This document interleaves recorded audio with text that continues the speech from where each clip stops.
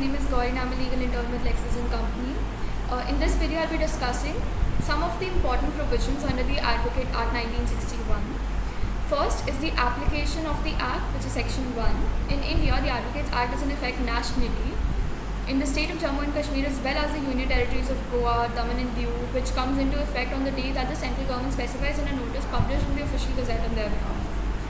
Section 3 talks about the state bar councils and allows for the establishment of a bar council in each state. Union territories are joined by neighbouring states.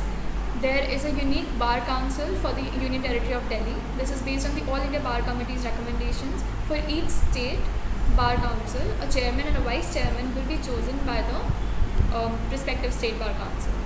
Section 4 talks about the Bar Council of India and permits the establishment of an All India Bar Council. The Attorney General of India, who serves as an ex officio member, the Solicitor General of India, who also serves as an ex officio member, and one member who is chosen by each state bar council from among its members shall make up the body.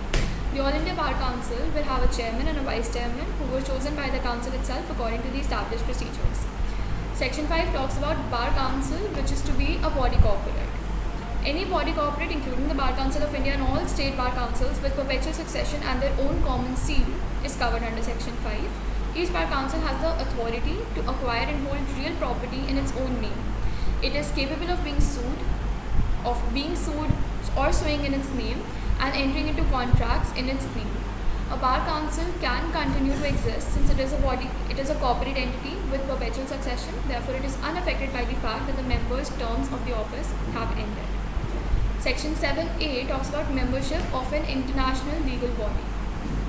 In accordance with Section 7A of the Act, the Bar Council of India is permitted to join organizations that represent international law, such as the International Bar Association or the International Legal Aid Association. The Bar Council of India is also required under this section to pay dues to the aforementioned international organizations, and it is also permitted to spend money to send delegates to any international legal conference or seminar. That brings me to the end of this video. If you have any queries, you can post them in the comments. Thank you.